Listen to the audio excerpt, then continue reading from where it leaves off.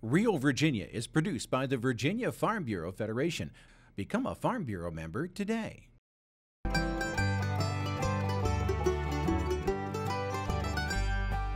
Home will always be Virginia, between the Blue Ridge and Chesapeake Bay, Atlantic to Appalachia, home in my heart always. Hello everyone and welcome to Real Virginia, a show about Virginia agriculture and all the people who produce the wonderful foods we enjoy. Local CSAs are becoming more popular every year. We'll tell you how to find one near you. And the Virginia's Finest trademark is your guarantee for the best the state has to offer. We'll take a look at the brand and what it means to producers. Welcome back, everyone. We are here at Virginia Gourmet and Virginia Finest Market in Williamsburg, Virginia. It is a wonderful place to find all things Virginia Finest, and we're going to talk a little bit about that brand later on in our show. But first, let's talk about the new year and resolutions. And I know you folks have made it, maybe to eat healthier, exercise more, perhaps even purchase more locally produced foods. Well, as Norm Hyde reports, it's the perfect time to sign up for a community-supported agriculture share. CSA operations have been around for a while now. The concept's quite simple and popular. Consumers sign up for the next growing season in the winter, giving local growers the information and funding they need to plan their operations. Now's the time when you pay your money up front and then you get a weekly box of seasonal vegetables. Catherine Bertoni and her family are getting ready for their 10th growing season at Appalachian Star Farm in Nelson County. Operations like this are available across Virginia.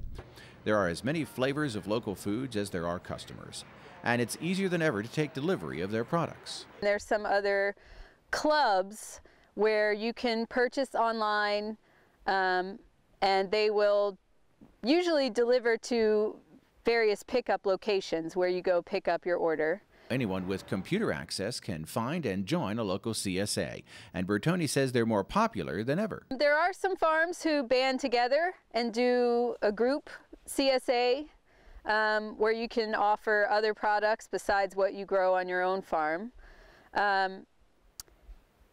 We do our CSA pickup at the farmers market. So you can come to our stand and pick up your share, and then while you're there, you can shop at the other stands at the market. Raising and enjoying fresh vegetables is as timeless as civilization itself, but there's also a modern twist to CSAs these days.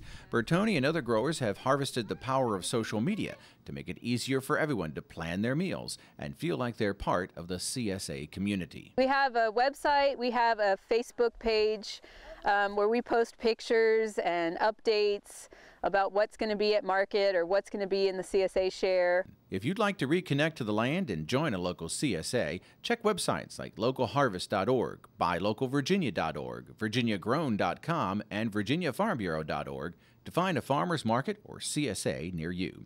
CSA shares typically run about $500 for a year's subscription. In Nelson County, Virginia, I'm Norm Hyde. Tucked in just east of the Blue Ridge Mountains near the center of Virginia is Nelson County.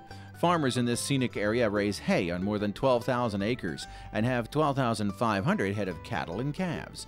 Total agricultural income for the county comes to $12.5 million. It's also home to a number of large apple orchards, nursery operations, and wineries. And there's also a thriving number of farmers raising vegetables and fruits for sale in Nelson County, Virginia. You can save money when planning your garden for next summer by storing your plants indoors during the winter. Mark Viette shows us how in the garden.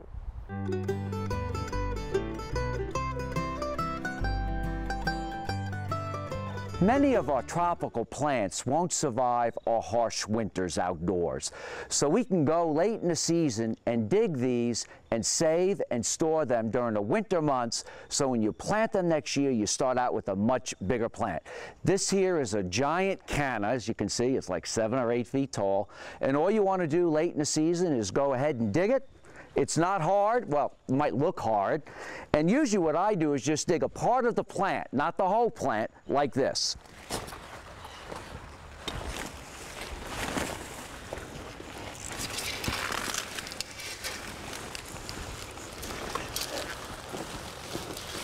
And here we are. It's that easy. What I like to do, which I may not have mentioned, is get all the plants together at once. You know, take them out of the garden, take them out of the containers.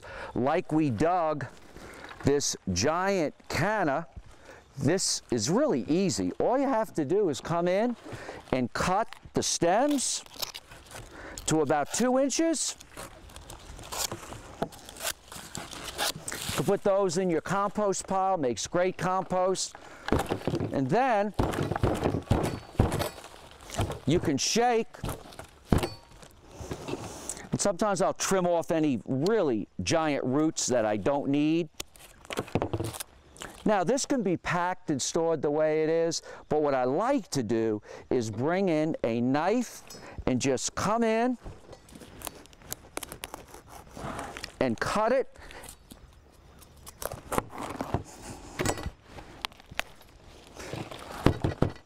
This is one plant right here, and what I will do is let this one dry, and then I'll go through. It's easier to pack if you have slightly smaller plants. Here's another one. You can also share these with your friends and just set them out on the table, let them dry off, and in a couple hours we'll be ready to pack them. One reason I like to overwinter and store these plants is they can be pretty expensive in the spring. You can go out and try to find one of these red bananas, and it easily could be like $30 for one of these in a small pot. Also, you can purchase the giant elephant ears. And wow, these get big. These are one of my favorite plants for containers. And to get these big, giant leaves, it's important that you get a big bulb or a bulb that's a couple years old.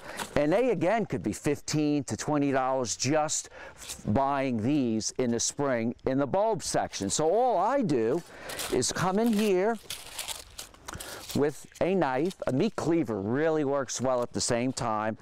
And just come and cut right above the crown.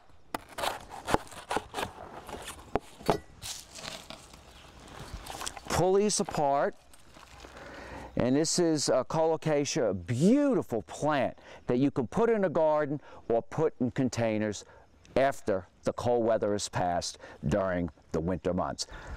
Once your plants are ready to be packed, all you need to do is get a nice cardboard box, some peat moss. Now you don't want to use super dry peat moss or super wet peat moss, just moderate moisture. Just go in, get your peat moss, put a nice 2 or 3 inch layer in the box.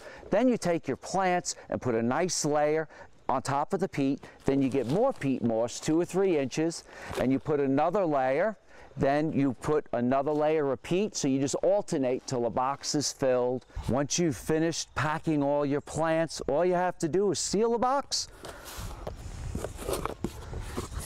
and a piece of tape. But the one thing you do need to do is put a couple holes, but not too deep, so you damage the plant. So I usually just come through after it's filled, just like that.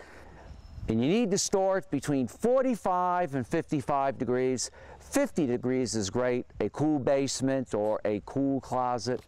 That's all you need to do to save your bulbs and plants for next year. I'm Mark Viette. Join me next time in the garden. You can find more garden tips at inthegardenradio.com. Hi, I'm Chris Mullins, and today on From the Ground Up, we're going to show you how to grow fish and plants in your greenhouse. Please stay tuned. All-terrain vehicles are a lot of fun and have become very popular in rural Virginia. An ATV is versatile and is used for a variety of purposes. But it's important to never carry a passenger unless the ATV is specifically designed to carry riders. An extra rider can distract the driver and throw the ATV off balance. Operate your ATV safely. And remember, no extra riders. To learn more about ATV safety, contact Virginia Farm Bureau at vafb.com. Eating healthy means increasing fresh vegetables in your diet. And a great way to do that is to have Edamame Burgers. Kendra Bailey Morris has a great spin on this recipe in the heart of the home.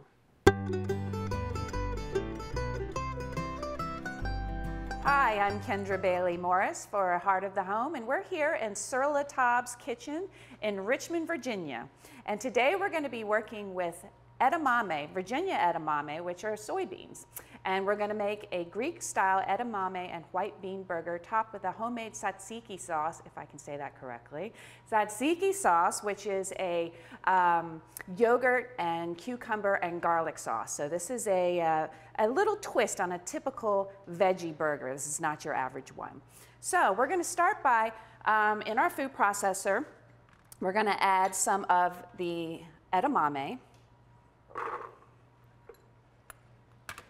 And now some white beans. And these basically help to act as a binder. The beans are really, really healthy. I'm also going to add some onion. This is going to be your very protein-rich dish.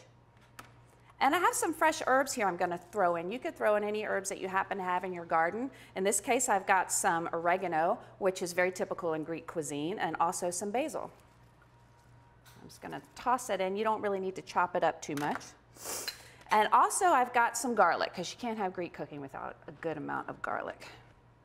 A lot of times people have difficulty having their burgers stay intact when they're frying them.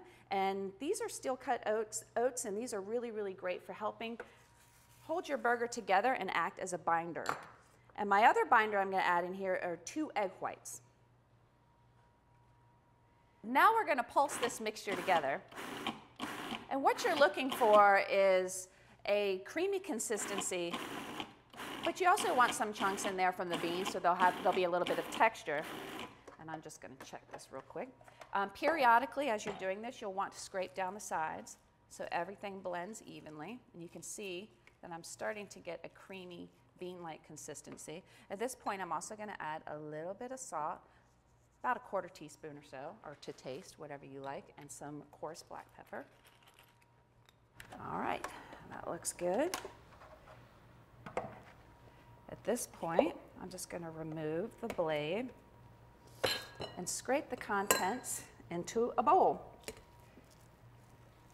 And this is the consistency that you're going for. Creamy, but still texturally appealing. I'm going to wet my hands before I go ahead and roll these, or I guess make them into little patties rather than roll them. And that just helps it not to stick to your hands.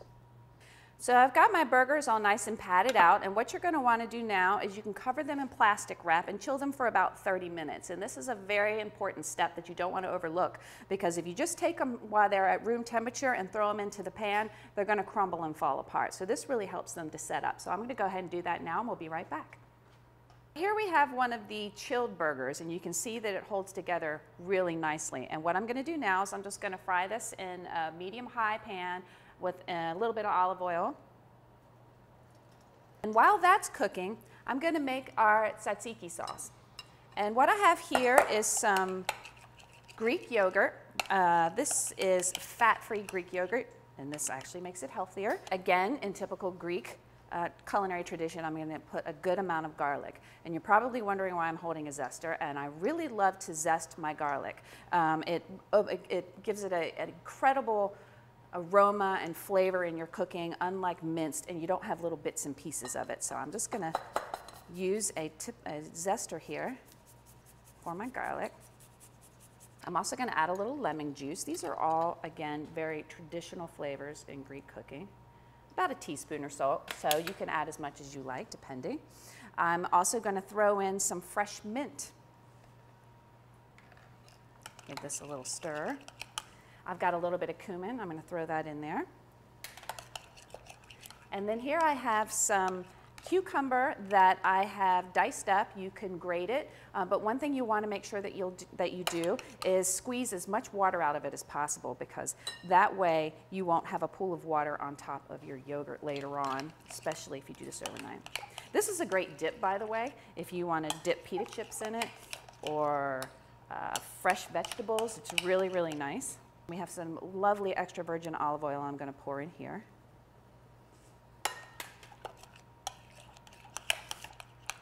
Okay, that looks great.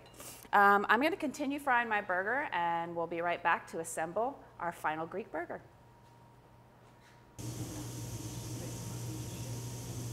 So we've got our burger going. You can see that it's nice and crispy on both sides. I've cooked it about 5 minutes on each side. You want to make sure that it obviously cooks all the way through because it does have egg whites in it. And I know when people think about burgers, they think about grilling. I can't say that I recommend this for the grill. If you want to give it a try, you can give it a try. But what I definitely recommend is doing this in a pan in a little bit of oil, just because it has a tendency to crumble if you put it on something like grates or really high heat, like a barbecue grill would not necessarily cook it evenly on all the way through. And I'm going to begin by layering this. I'm going to put a little bit of red onion on the bottom. This is just the way that I like to do it. You can do it however you like. And then I'm going to layer my burger here. Turn off my heat. And what I've got here are a couple of pieces of feta cheese. And I'm just going to lay these on top. And then I'm going to finally add a smear of some of this tzatziki. It's a tongue twister. Add as much or as little as you like. Finally, I'm going to top this with a couple of tomatoes. And here you have it. Greek-style edamame burger with white beans topped with tzatziki sauce and feta cheese and tomato and red onion. It's delicious and it's healthy. You won't miss the meat. I'm Kendra Bailey Morris for Heart of the Home. Let's get cooking. Recipes from the Heart of the Home can be found on the Virginia Farm Bureau website at vafarmbureau.org. Most of us can change our food spending habits in ways that make each food dollar go further and still improve nutrition. Just be sure to do your homework before heading to your local market. Plan your meals for each day of the week and buy only what you need to prepare those meals. Check local newspapers for ads on special sales. Clip coupons. Use mypyramid.org to plan nutritious meals and snacks from fresh foods produced locally. Plan the use of leftovers. According to the latest USDA statistics, while Americans enjoy the most economical food supply in the world, our farmers' share of the food dollar is only 11.6%. We take you indoors now at Virginia State University with Chris Mullins talking all about greenhouse aquaponics from the ground up.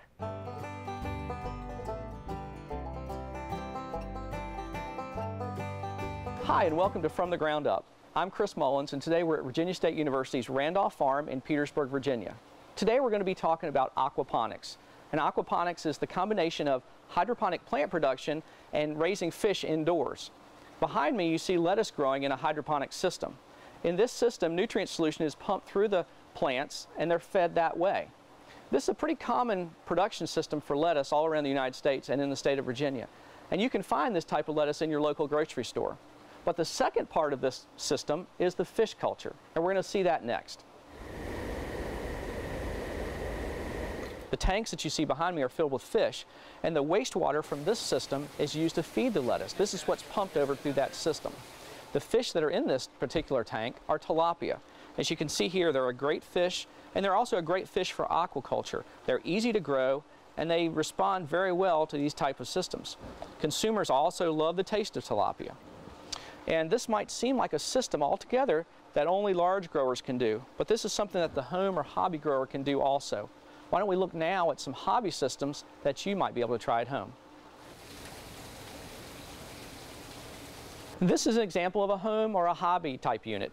And this is something that a person could have in their Florida room or in their house with a grow light suspended above it and allow them to grow plants year-round. You've got things like romaine lettuce here and bib lettuce, red bib lettuce, and this type of system is used by some home growers. There's a tank there that pumps nutrient solution up through these channels. You can see the channels here. They're just fed with this simple tube, but it all starts with a seed. And we take, in this case, lettuce seed, and we'll put it in these Oasis cubes, or little blocks. We start the seed in here, and the roots grow through that slowly until they're ready to be transplanted. It adds really nothing to the plant in terms of nutrition. We just pop it off like this, and then we can put it right in the system. And now it's in there, and the nutrient solution from the fish is coming up through this tube and it's going to bathe those roots and feed the plant. So for this home unit, this is the fish tank. This holds all the fish. It's just a small tote that you can buy anywhere. Our tilapia are in here, probably anywhere from 15 to 20 tilapia are in here, and they'll grow in this tank the whole time. There's also a heater in here. We need to keep the temperature at around 85 degrees Fahrenheit for the tilapia so that they'll grow and thrive. We also have a pump here that pumps this water up to the plants. It's pumped and it goes through an inline filter to filter out some of the solid material that comes from this tank. And then we also have a drain that comes down through this large pipe and into the fish tank. So all this is a closed loop system. Now this particular system costs about $350, but most growers could use a little bit less expensive materials and probably come up with a system this size for under $50 themselves. For more information about aquaponics, please contact your Cooperative Extension Office. For From the Ground Up, I'm Chris Mullins. See you next time.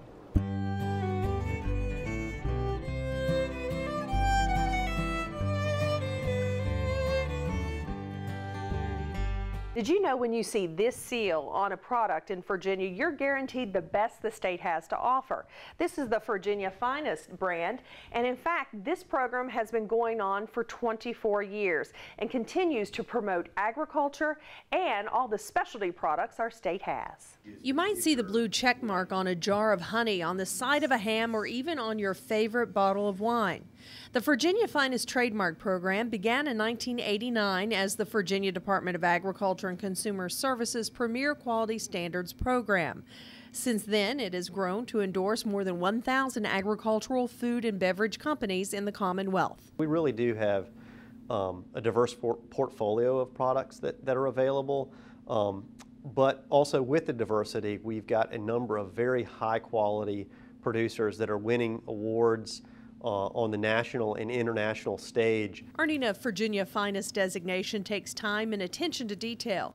You don't just fill out a form online to get the right to put the logo on your product. Well, we've got a review committee that takes a look at the products, and it can entail everything from the packaging and labeling, but above and beyond that, you want products that are attractive, not only in packaging and look, but in taste, in texture, and in quality. So, and then we've got a taste test panel for the products to make sure that they're up to the standards of Virginia's finest products. The producers of Edwards Ham have used the quality trademark to boost their sales. Sam Edwards is the third generation in his family to run S. Wallace Edwards & Sons Company. Known worldwide for quality pork products, the company has been in business since 1926. It was one of the first companies to receive a Virginia Finest designation. I think we're the envy of a lot of states. I have people from Texas, Vermont, California that come to me and say, how did you guys get such a strong organization? I said, well, you have to say the state government did something right. It created a government agency whose focus has been on marketing Virginia-made food products. Any marketing expert will tell you the key to successful sales is to stand out in the crowd. And Edwards says the Virginia Finest logo does make a difference. At Edwards, we've tried to focus on the quality side of the product. Having this label and the support of the Virginia Department of Agriculture has helped, number one, get our product out there, give us credibility for those that have never heard of us. But again, that network, it certainly has contributed to the success of being in business for 85 years.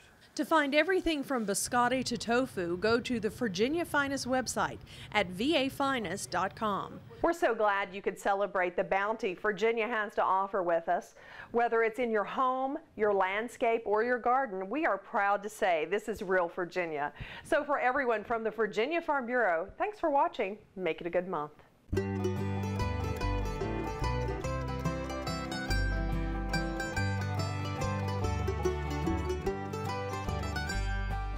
Home will always be Virginia, between the Blue Ridge and Chesapeake Bay, Atlantic to Appalachia.